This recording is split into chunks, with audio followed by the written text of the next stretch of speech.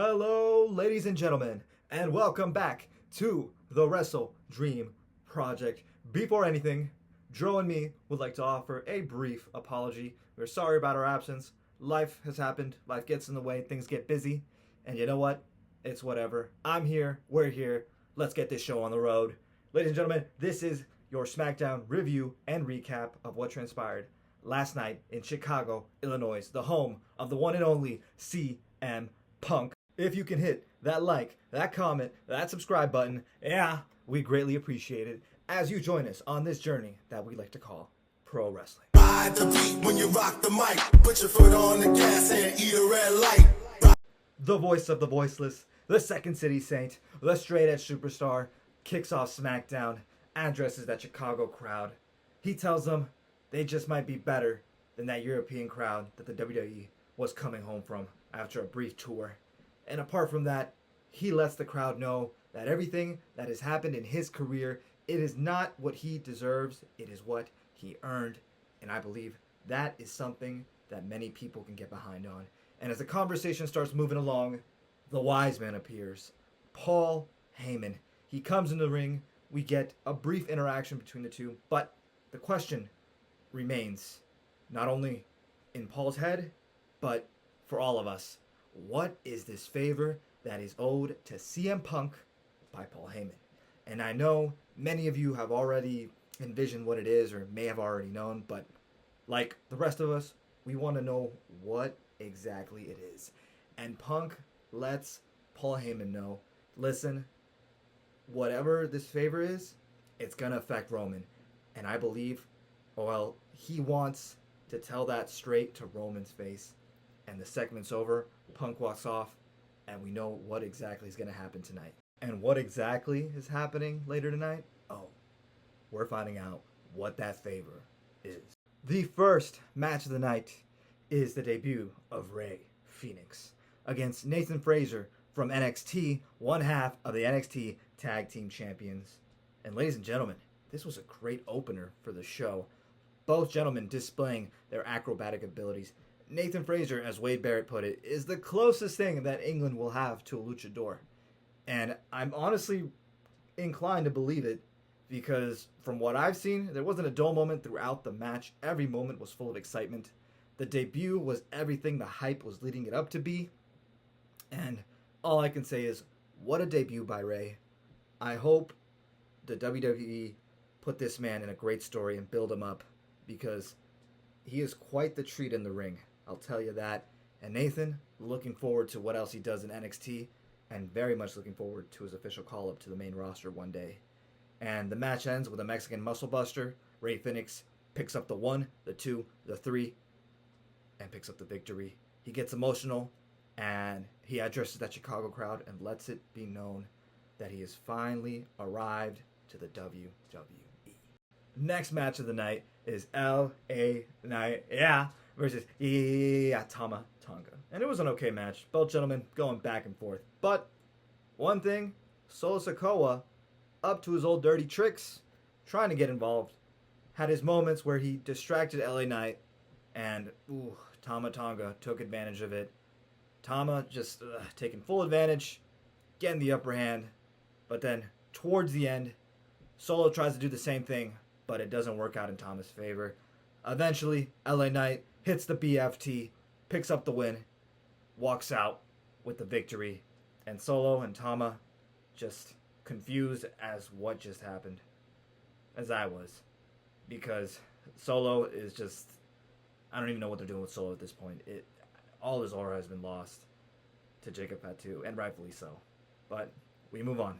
We arrive backstage with Paul awaiting the arrival of the tribal chief, Roman Reigns. And as Byron Saxton is back there trying to get some answers from Paul, Paul looks into the camera and he lets Puck know whatever the favor is, it's a yes. Because Paul doesn't want any problems with his tribal chief. And a car pulls in and everyone knows it's probably not Roman. And it's not. It's Seth freaking Rollins. Seth comes out, talks to Paul, tells him Paul doesn't look really good. And this favor is just not doing him well. And little small conversations then and there. Seth walks off, and we still await the arrival of the tribal chief. Guys, we finally get a face-to-face between the challenger, Charlotte Flair, and the champion, Tiffany Stratton. And it was nice finally getting them in the ring together, face-to-face, prior to their match at WrestleMania in a couple weeks. And wow, I can't tell if this was a shoot or they were going off script, because Tiffany was cooking Charlotte, basically referencing her 0-3 in marriages, saying that she's a Nepo baby and whatever she does, she's still just going to be Ric Flair's daughter, and basically saying at the age of 25, Charlotte was just drinking in Ric Flair's basement while Tiffany was walking into WrestleMania as champion. And Charlotte just could not get anything out. That Chicago crowd was very ruthless. They were basically just against her. And oh my, I just felt bad for Charlotte. She couldn't get anything out. It couldn't be a proper back and forth. It just felt like oh my God, it just felt like a one-sided argument where just Tiffany was just laying it all on her.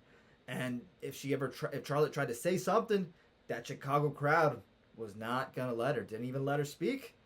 And the one thing that I could take away from this is I don't know what to say for Charlotte. Wow. And the last thing, Charlotte tries to say that Kaiser's in her DMs, which again, after what Tiffany said previously, that last line is just forgettable. And I think that was just a last resort with everything that happened. But looking forward to this match and seeing if this was a shoot or if this was planned, or I have no idea. But this is great and looking forward to that match. Next is DIY versus Motor City Machine Guns for the 500th time. And I'm not complaining, just why are they always facing each other like so many times? Like, I don't get it. But it was a good match. No complaints from my end. There were some great spots. Funny part was Johnny Gargano and Tommaso Ciampa almost colliding with one another in one of their special moves. But ultimately, Motor City Machine Guns pick up the win. They go off to the side and face the Street Profits. We'll face off with them. And we know exactly who will be challenging the Street Profits for those tag team titles in the weeks to come. Should be a great match and looking forward to it. The next match is B-Fab versus Naomi. And it's kind of a squash match if you think about it. But yeah, B-Fab's in the ring. Naomi comes out. But right as she's about to enter the ring, Jade Cargill comes and attacks her. And honestly, good start. Good start. Keep building this feud. And Naomi finally gets to the ring. We get a little, not even a back and forth. It was kind of like, I don't know, like a little bit of a match. And ultimately, Naomi picks up the win over B-Fab. And finally, Jade Cargill comes and attacks Naomi, and things are getting heated. Security comes out. Security's getting thrown all around. And both women are separated. And finally, Nick Aldis is tired of this and finally makes it official at WrestleMania. We have Naomi versus Jade Cargill. And now things are going to heat up leading up to WrestleMania. Next is the announcement we've all been dreading. Kevin Owens comes out and addresses the crowd and lets us know that he has a serious neck injury and will have to take some time off to get surgery and recover. And all I can say is thank you, Kevin. Thank you for the spectacles. Thank you for the amazing rivalries. And thank you for the amazing matches. It was an honor, sir, seeing you wrestle on TV and live when I had the chance to during a holiday show in Baltimore, Charm City. And thank you, Kevin. We all hope for a speedy recovery. And when you're ready to come back, we will welcome you with open arms and ready. What other adventures, what other matches, what other feuds are to come for you, sir? Thank you. And as Kevin makes that announcement, he walks off. Randy Orton comes. There's a stare-off between the Viper and Kevin. So hopefully that's a sign that maybe down the road we get a follow-up to this feud. But for now, Kevin will take his time off. Randy comes into the ring. Nick Aldis has to tell Randy the news. Randy, this means you're not going to have a match at WrestleMania. And the Viper lets the voices in his head talk to him. And it appears those voices tell him RKO. He RKO's Nick Aldis. And just, wow. Where this goes for Randy, we don't know, but a little sign that maybe, just maybe, Nick Aldis might be his opponent for WrestleMania. We arrive to the final match of the night. It's Jacob Fatu versus Braun Strowman in a last man standing match, a number one contenders match for the U.S. title. And this thing was brutal. Braun Strowman couldn't even get in the ring. Jacob Fatu immediately comes out and goes at him as Braun is making his entrance. And both of them go straight head on against each other. Immediately, Braun throws Jacob to the steel steps, and the first count is on. We get 2 jump up moonsaults from Jacob, and then another count is on. And this match is just going off on all sectors. Tables and chairs are introduced, and we even get Braun ramming Jacob through the barricade. And, oof, this thing is it's brutal. But another spot we got is in the crowd where Braun suplexes Jacob off through tables. And we think both gentlemen could be done by then, but they get up. We get them moving back near the ring, and as they get into the ring, a table that was previously placed in the corner is finally used. And it's Jacob Fatu with a running hip attack, pushing Braun Strowman through the table. Braun staying down, Jacob able to get back up, is able to stand tall as the 1, 2, 3, 4, 5, 6, 7, 8, 9, 10 count is placed, and it's over. Jacob Fatu is the number 1 contender for the United States title, and I believe this match with LA Knight is going to be a good one at WrestleMania. Finally, we arrive to the final segment of the night, and it's time to hear what exactly that favor is. And Roman Reigns arrives, gets in the ring, he starts talking, and time is of the essence, guys. There's literally a short amount of time before SmackDown goes off air. And Roman's talking, like, I don't know, man. It's just not even nonsense. It's just like, I don't know, just filler, I guess. And then it's finally time for CM Punk to come out. He calls Punk to come out, but instead of Punk, it's Seth Rollins. Seth, again, addresses Roman. Again, nothing. It's just small little conversation, I guess, to build up the time until CM Punk finally comes out and explains what the favor is. And after all that's done, Punk finally arrives. Finally. He is here and ready to talk about this favor. But before he can get to that, a little bit of reminiscing of what happened in his career with Paul and all that stuff, you know. And, like, finally, we hear what the favor is. And it's that Paul Heyman will now be in CM Punk's corner instead of Roman Reigns. And Roman can't believe it. He tells the wise man to tell Punk that, no, you're not doing this. But Paul has to let Roman know that, no, he can't say no. He's got to do this.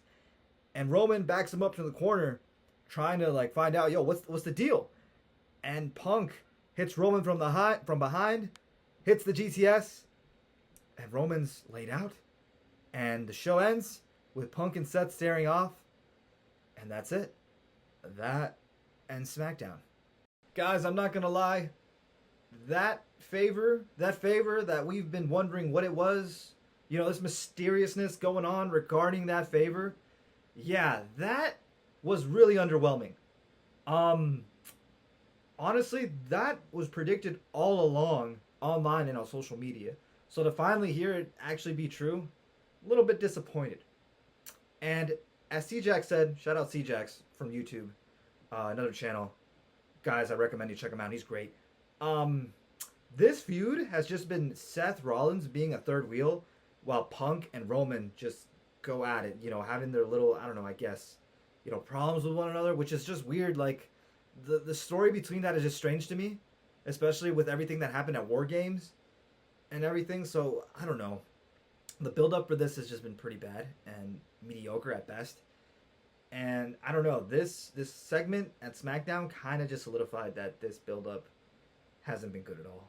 And I'm looking forward to the match. You know, you got 3 great wrestlers, you know, legends, you know, but it's just, I don't know. This build-up hasn't been great, and the road to WrestleMania hasn't been good this year, guys. This SmackDown, overall, I think it was okay. And I know you're going to say, hey, there's a couple segments you missed. Well, guys, I'll be honest, those segments are kind of just filler. It's just filler that doesn't lead to anything and ultimately just takes up time from the show. Like, oh my God. What can I say? The SmackDown was okay. Okay segment. Very disappointing secret favor. Like, you could have just said this right off the bat, but whatever. looking forward to WrestleMania and seeing where we go from here. But anyway, thank you for joining us, guys, here at the Wrestle Dream Project. We greatly appreciate it. We'll catch you on the next one. And once again, thank you for joining us on this journey we like to call pro wrestling.